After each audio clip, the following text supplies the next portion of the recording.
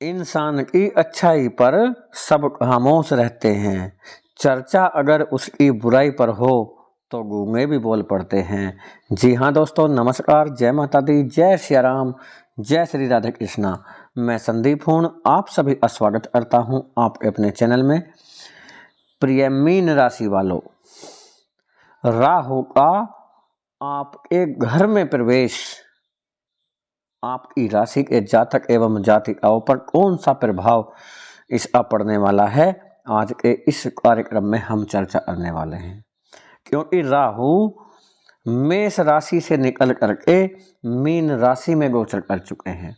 आपकी अपनी राशि में, मीन राशि में राहु का जो प्रभाव होगा, क्या प्रभाव होगा, राहु की दृष्टि किस प्रकार आपकी राशि के जातक एवं जातिकाओं को प्रभावित करने वाली है, आज के इस कार्यक्रम में हम चर्चा करेंगे।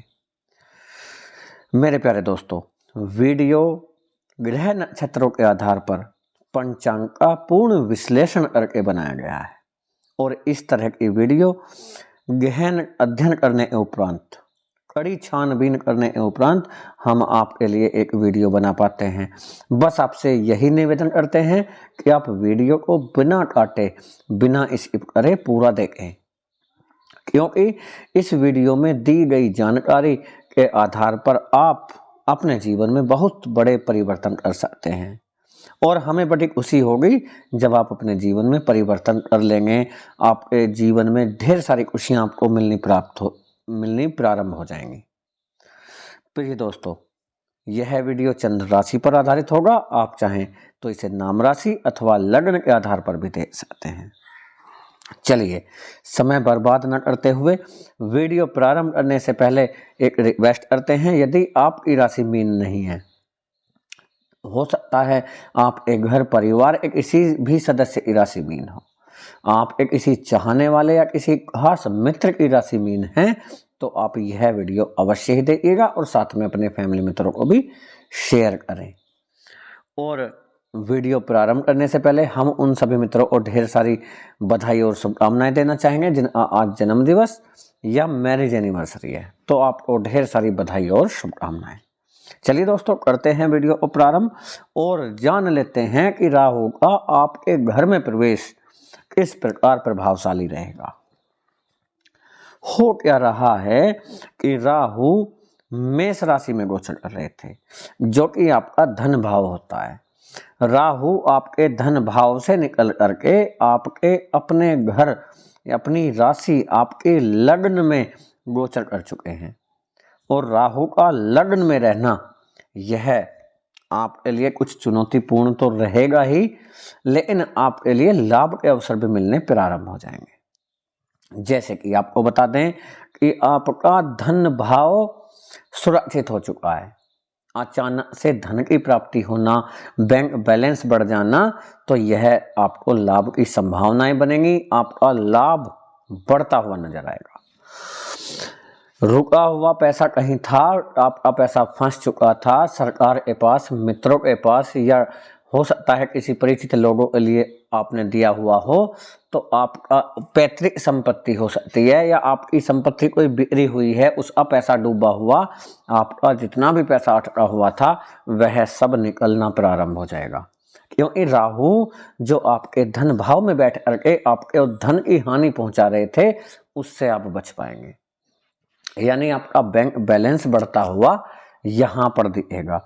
साथ में आपको बता दें कि आपका राहु क्या प्रभाव करेंगे, क्या नुकसान आपको पहुंचा सकते हैं, यह भी हम साथ के साथ आपको बताते चलते हैं।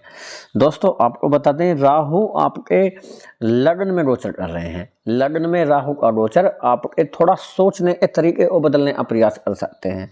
पर्सनैलिटी डेवलपमेंट पर जो आप कार्य कर रहे थे उसमें थोड़ा सा आपको परेशान कर सकते हैं। स्वास्थ्य के प्रति आपको सचेत रहना चाहिए। स्वास्थ्य को नुकसान देने का प्रयास करेंगे। स्वास्थ्य में ज़्यादा परेशानी नहीं आएगी, घबराइएगा मत। हो सकता है आपको नज़ला, खांसी, बुखार, इस टाइप का परेशानी देने का प्रयास कर सकते हैं। दूसरा, हो सकता है आपको शुगर से संबंधित कोई परेशानी खड़ी करने प्रयास कर सकते हैं, आंखों से संबंधित कोई परेशानी खड़ी कर सकते हैं, घुटनों का दर्द परेशान कर सकता है आपको। तो ये समस्याएं खड़ी करेंगे तो आपको खाने पीने का ध्यान रखना चाहिए। जो आपको नुकसान देने वाली चीज़ें हैं उनसे आप बचिएगा। दूसरा, आपको थोड़ा सा जिद्दी बनाने का प्रयास राहु करेंगे। आपको जिद से बाहर निकल कर आना है, भली भांति सोच समझ कर ही फैसले लेने हैं, उचित निर्णय लेने हैं और सटीक निर्णय आपको लेने हैं। सही समय पर सही डिसीजन लेने का प्रयास आपको करना है। दूसरा, राहु की 3 दृष्टियां होती हैं, 5वीं, 7वीं और 9वीं। यदि राहु की पंचम दृष्टि की बात करें तो राहु पंचम दृष्टि से आपके पंचम भाव को देखेंगे। आपका पंचम भाव होता है शिक्षा का, आपका पंचम भाव होता है आपकी संतान का, आपका पंचम भाव होता है छोटे छोटे जीवन में सुख सुविधाओं का भी होता है। साथ में आपका पंचम भाव होता है कॉम्पिटिटिव एग्जाम का। यदि आप कॉम्पिटिटिव एग्जाम की तैयारी कर रहे हैं तो उसे प्रभावित करेंगे, मुसीबतें आपके मार्ग में लाने की कोशिश करेंगे, लेकिन आपको डरना नहीं है, मुसीबतों का सामना करना है डट करके। क्योंकि राहु जब व्यक्ति डर जाता है तो उसे और ज्यादा परेशान करने का प्रयास करते हैं, हिम्मत तोड़ने का प्रयास करते हैं, आपको और ज्यादा जिद्दी बनाने का प्रयास करते हैं। और कहीं ना कहीं आपके मन में ऐसा करेंगे कि छोड़ो, हमें नहीं करनी नौकरी वोकरी, हमें किसी चीज की तैयारी नहीं करनी, जो मिल रहा है उसी में आपको संतुष्ट करने का प्रयास कर सकते हैं। इससे बेहतर तो यह है कि मैं कॉम्पिटिटिव एग्जाम की तैयारी कर रहा था इतने दिन से, कर रही थी और मुझे सफलता नहीं मिली, इससे अच्छा तो यह है मैं कहीं प्राइवेट जॉब कर लूँ, छोटी मोटी जॉब अपना गुजारा कर लूँ। ऐसा आपके मन में लाने का प्रयास कर सकते हैं, लेकिन आपको अपनी मंजिल ही प्राप्त करनी है। जो आपका उद्देश्य है, जो आपका सपना है, आपके माता पिता का सपना है, आपके गुरुओं ने आपके लिए सपने देखे हुए हैं, तो उन सपनों को ही पूरा आपको करना है। और यदि आपने इस समय पर राहु को कंट्रोल में कर लिया तो राहु आपका बाल बांका नहीं कर पाएंगे, कुछ भी नुकसान आपको नहीं पहुंचा पाएंगे, लेकिन उसमें सतर्क आपको रहना है। और इसीलिए राशिफल का वीडियो होता है दोस्तों, ताकि आप सही समय पर जानकारी हासिल करके सही निर्णय ले सकें, एक योजना बना सकें, एक प्लानिंग कर सकें और अपनी प्लानिंग के आधार पर ही होने वाली हानि से आप अपने आप को बचा लेते हैं। साथ में शिक्षा के क्षेत्र में आपको परेशानी खड़ी करेंगे आपके सामने, आप कोचिंग बदलवा सकते हैं, तो आपको उसमें भली भांति जांच पड़ताल करने उपरांत ही सारे निर्णय लें। दूसरा, अपनी जो कमियां चल रही थी उन कमियों को सुधार करके आप आगे बढ़िएगा। संतान की तरफ से आपको हो सकता है संतान से दूरियां बना दे, संतान को विदेश यात्रा के योग बन जाएं, शिक्षा के लिए संतान को बाहर जाना पड़ जाए या जॉब के लिए संतान को बाहर जाना पड़ जाए, व्यापार बिजनेस जो भी कार्य क्षेत्र है संतान का, उसके लिए भी संतान से दूरी बना सकते हैं राहु। इसके साथ साथ यदि राहु की हम सप्तम दृष्टि की बात करें तो राहु सप्तम दृष्टि से आपके सप्तम भाव को देखेंगे।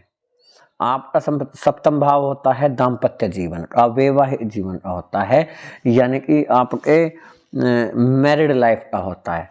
तो मैरिड लाइफ को खराब करने का प्रयास यहाँ पर राहु करेंगे, अवश्य ही करेंगे। और आपको अंदर ऐसी फीलिंग लाएंगे क्योंकि ग्रह हमारे मन को नियंत्रित करता है, कंट्रोल करता है हमारे मन को, मन के ऊपर हावी हो जाते हैं और कार्य हम ही करते हैं सब कुछ। ग्रह करने के लिए नहीं आता, करते हम ही हैं, यानी ग्रह हमसे कराता है जो भी कराता है। कोई ना कोई जरिया चाहिए आपसे काम कराने का, तो वो आपको ही जरिया बनाएंगे। कैसे? छोटी छोटी कमियों पर ही लड़ाई कर लेना, किसी भी व्यक्ति में, घर परिवार के हों या बाहर के हों, किसी भी व्यक्ति में सिर्फ कमियां ही तलाशना, तो ऐसी फीलिंग हमारे अंदर ले आते हैं राहु। इसलिए आपको क्या करना है, छोटी छोटी बातों को इग्नोर करना है, गुस्सा नहीं लाना है, क्रोध से आपको बचना है और अपने जीवन साथी की भावनाओं को पूरी तरह से समझना है। आपको राहु के चक्कर में नहीं फंसना है, राहु फंसाने का प्रयास आपको करेंगे, लेकिन आपको सुरक्षित रहना है, सावधान रहना है, तैयार रहना है लड़ाई के लिए, राहु से लड़ाई के लिए। जी हाँ, राहु को अपने ऊपर हावी ही नहीं होने देना। अपने जीवन साथी से, जीवन संगनी से पूरा प्रेम आप करिएगा। प्रेम कम नहीं होने देना, प्रेम बढ़ाना है आपको। उसकी फीलिंग को समझना है, उसकी भावनाओं को समझना है, विचारों को समझना है, उसका मान सम्मान करना है। प्रिय मित्रों, अपने जीवन साथी और जीवन संगनी के साथ आपको समय बिताना है, राहु को थोड़ी ना बिताना है। तो आप अपने ऊपर कंट्रोल रखें, अपने घर परिवार का ध्यान रखें। अपने संस्कार आपको अच्छे मिले हुए हैं तो उन संस्कारों का इस्तेमाल आप करें। जी हाँ, राहु के चक्कर में आपको नहीं पड़ना। दूसरा, घर परिवार में सुख शांति आपको बनाकर रखनी है। अगर किसी बात को आपको लगता है कि यह बात गलत है, आपको गलत लगती है, तो आप उस चीज़ों को इग्नोर करना शुरू कर दें। थोड़ा सा इग्नोर कर लीजिएगा, बस बाकी कुछ भी नहीं कर पाएंगे। और जहाँ रिश्तों में दरार आ रही थी, रिश्ते टूटने की नौबत आ गई थी, तो आप चाहें तो उसे ठीक कर सकते हैं। बातचीत करिएगा, सुलह करिएगा। गलती आपसे हुई है तो माफ़ी मांग सकते हैं, और यदि गलती आपके पार्टनर से हुई है तो वह आपसे गलती की माफ़ी मांगते हैं तो आप उन्हें माफ़ कर सकते हैं। मौका दीजिएगा, एक मौका अवश्य ही देना चाहिए प्रिय मित्रों। और मौका लेने की भी कोशिश करिएगा। यदि आपसे गलती हुई तो मौका लीजिएगा। बातचीत अवश्य ही करें और सुधार करने का प्रयास करें। दूसरा, राहु एक प्रॉब्लम और खड़ी कर सकते हैं जिनका तलाक हो चुका है, तलाक की नौबत आ रही है, तलाक कराने का पूरा प्रयास यहाँ पर राहु करेंगे। यदि आप चाहते हैं तलाक हो जाए तो उसमें आपको कुछ करने की जरूरत ही नहीं पड़ेगी, राहु खुद तलाक कर देंगे। लेकिन यदि आप अपने घर परिवार को बचाना चाहते हैं तो आप कोशिश कर सकते हैं, अच्छा समय रहेगा और कोशिश आपकी सफल भी होगी। दूसरा, राहु सप्तम भाव आपका होता है व्यापार का होता है, बिजनेस का होता है, पार्टनरशिप का होता है। तो पार्टनरशिप खराब करने का प्रयास करेंगे, यानी आपको अपने पार्टनर पर भरोसा भी नहीं रखना। बंद करके भरोसा कर लें, भरोसा नहीं रखना, बल्कि अच्छी तरह से जांच पड़ताल रखते रहें, अपने कार्यों में देखभाल करते रहें। धोखा मिलने की संभावनाएं बन सकती हैं। हो सकता है यह आपके पार्टनर को ही खराब कर दे, उनकी सोच बदल दे। तो यह पार्टनरशिप अभी होता है। व्यापार बिजनेस में चुनौतीपूर्ण भरा समय आपके लिए रहेगा। यदि आप लापरवाही करते हैं तो उसका नुकसान उठाना आपको पड़ सकता है दोस्तों, इसलिए लापरवाही आप ना करें और ज़्यादा पैसा अपने व्यापार बिजनेस में ना लगाएं। धीरे धीरे अपने कार्य को आप बढ़ा सकते हैं। यदि आप कार्य बढ़ाना चाहते हैं तो धीरे धीरे करके बढ़ा सकते हैं। प्रेम संबंधों को लेकर भी आपको सतर्कता बरतनी है।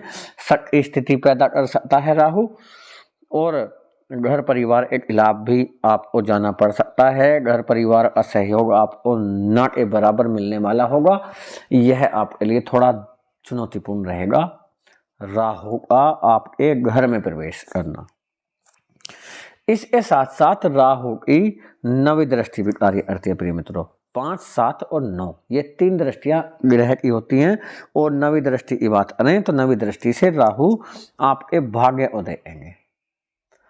यानी यदि राहु आपकी कुंडली में शुभ हैं तो जितनी भी बातें बताई गई हैं, जितनी जानकारी दी गई है, इसमें उल्टा कर देंगे राहु। अच्छा ही अच्छा कर देंगे, आबाद करके छोड़ेंगे। राहु का यही गुण होता प्रिय मित्रों। यदि किसी की कुंडली में बैठ करके चाहें तो राहु उसे ठीक कर सकते हैं, उसे आबाद कर सकते हैं, जीरो से हीरो बना सकते हैं। और इसके विपरीत यदि राहु किसी की कुंडली में अशुभ स्थिति में बैठ जाए तो उसे बर्बाद कर सकते हैं। हीरो से जीरो बनाने में समय नहीं लगता राहु को। भाग्य भाव को देंगे, यानी पूरी मेहनत आपसे करवाने वाले हैं, कठिन परिश्रम आपसे करवाने वाले हैं, संघर्ष आपको करना ही पड़ेगा। यदि आप 99% तक पहुंच गए, 99% तक आपने कार्य सफल कर लिया, तो आपको 1% भी खुद ही करना पड़ेगा। भाग्य असहयोग ना के बराबर आपको मिलता हुआ दिखेगा। सीनियर अधिकारी अभाव होता है आपका नवम भाव, आपके सीनियर अधिकारियों से तालमेल खराब कर सकता है। आपके पिता से, पिता का भाव यही होता है, पिता से तालमेल खराब कर सकता है। इसलिए आपको नियंत्रण रखना है, क्रोध नहीं लाना, वाणी में अधिक से अधिक मधुरता लाने का प्रयोग करिएगा। अपने मुंह से जो भी वर्ड निकलते हैं मधुर होने चाहिए, मीठे होने चाहिए, ऐसे होने चाहिए कि आप किसी भी पराये व्यक्ति को अपना बना सके। जी हाँ, तभी आपको लाभ की प्राप्ति होगी। नौकरी में सावधानी रखनी है, अपने कार्यों को समय पर निपटाना है, समय से ऑफिस पहुंचना है। जो आपके साथ एक कर्मचारी हैं, सहयोगी हैं, उनसे भी आप अपना संपर्क अच्छा बना कर रखें। लड़ाई की भावना ना रखें, झगड़े से सावधान रहना है, लड़ाई झगड़ा किसी से भी ना करें। कर्म क्षेत्र को देखें तो कर्म क्षेत्र में आपको बेहतरीन रहेगा। यदि आप जॉब की तलाश कर रहे हैं, नौकरी की तलाश कर रहे हैं, उसके लिए समय शुभ रहेगा आपके लिए। विदेश की यात्रा के शुभ योग बन रहे हैं। विदेश में जाकर शिक्षा प्राप्त करना चाहते हैं, जॉब करना चाहते हैं, व्यापार बिजनेस या कोई भी कारोबार करना चाहते हैं, विदेश से किसी भी तरीके से पैसा कमाने का योग बनेगा। यानी कला के क्षेत्र में, संगीत के क्षेत्र में, गायन के क्षेत्र में आपको लाभ की संभावनाएं बनेंगी। इंजीनियरिंग क्षेत्र से जुड़े हुए हैं, पॉलिटिकल क्षेत्र से जुड़े हुए हैं, राजनीति से लाभ के योग बनेंगे। साथ में यदि आप आईटी क्षेत्र से जुड़े हुए हैं, कंप्यूटर से या प्रशासनिक क्षेत्र से जुड़े हुए हैं, जुडिशियल से जुड़े हुए हैं, लाभ के योग बनेंगे। यदि आप किसान हैं, खेती करते हैं, मजदूरी करते हैं, आप मिस्त्री हैं, टेक्निकल हैं, इलेक्ट्रॉनिकल क्षेत्र से संबंधित हैं, तो आपको लाभ की संभावनाएं पूरी बनेंगी। मेरे प्यारे दोस्तों, आपको बता दें, कर्म पर विश्वास रख, भगवान पर आस्था। कितना भी मुश्किल समय हो, जरूर निकलेगा रास्ता। जी हाँ दोस्तों, यदि आपको वीडियो अच्छा लगा हो तो छोटा सा लाइक करिएगा, क्योंकि आपका छोटा सा लाइक हमें मोटिवेट करता है, प्रेरित करता है, अच्छी जानकारी आपके लिए ले करके आए। ईश्वर से दुआ करते हैं, प्रार्थना करते हैं कि आपकी समस्त मनोकामनाएं पूर्ण हो, आपके घर परिवार में सुख शांति और समृद्धि आए। इसी दुआ और प्रार्थना के साथ आपसे इजाजत लेते हैं। मिलेंगे बहुत जल्दी नई वीडियो में। तब तक के लिए जय हिंद, जय भारत, जय माता दी, जय सिया राम, जय श्री राधे कृष्णा, हर हर महादेव।